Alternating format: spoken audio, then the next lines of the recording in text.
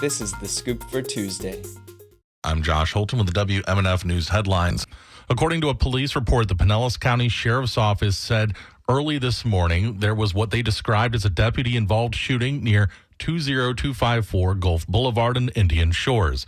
Around 1:30 a.m. at 113th Street North and Park Boulevard, a Pinellas deputy attempted a traffic stop on a red Toyota hatchback for running a red light. The driver, Marina DeFilippo, stopped at first, then drove away. Chief of St. Petersburg Police Anthony Holloway detailed the stop. Suspect was talking to the deputy. She was probably talking to him in Russian, he believes.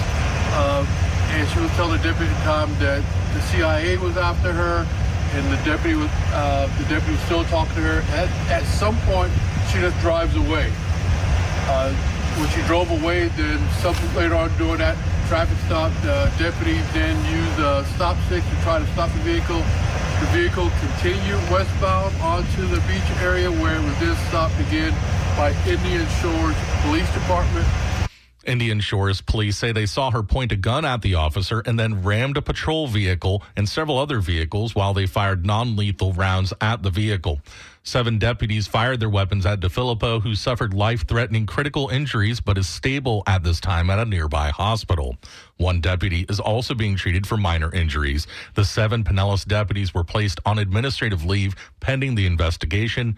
Gulf Boulevard is closed to all traffic from the Walsingham Bridge to south to 197 Avenue East and is expected to remain closed for several hours for the investigation. Governor Ron DeSantis is calling on the Florida legislature to direct billions of dollars toward cutting property taxes. WMNF's Chris Young reports at a press conference yesterday, DeSantis also doubled down on his goal to eventually eliminate property taxes. DeSantis says the House of Representatives produced a proposal to direct $5 billion towards cutting taxes. And his goal is to focus those funds specifically on property taxes. And if we do that, we would end up with about $1,000 in property tax cut for every homesteaded Floridian. And that will make a big, big difference. It's part of DeSantis' larger plan to eliminate property taxes in the state.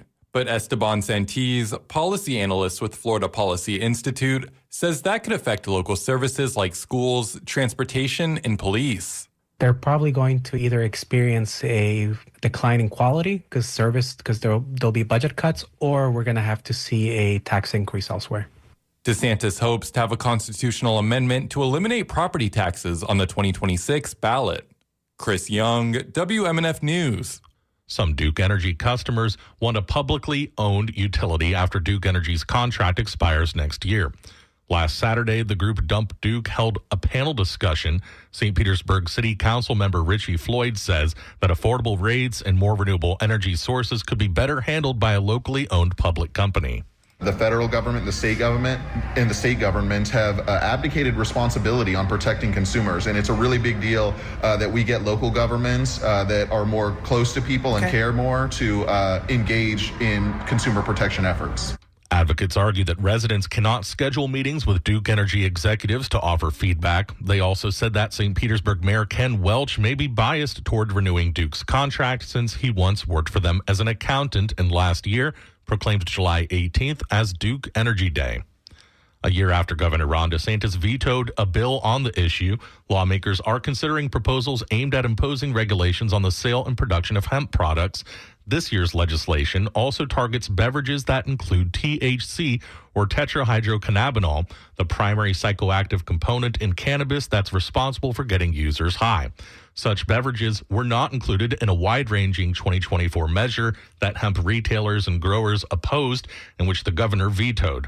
This year's Senate proposal would require the beverages to be distributed by alcohol wholesalers and sold by retailers and establishments that have liquor licenses. The plan, which is ready for a full Senate vote, also would cap the amount of THC in the drinks. Mostly sunny skies today with highs in the upper 80s. Partly cloudy tonight with overnight lows in the lower 70s. Hot weather tomorrow with highs in the lower 90s. I'm Josh Holton with the WMNF News headlines. This is The Scoop, recorded at WMNF Tampa.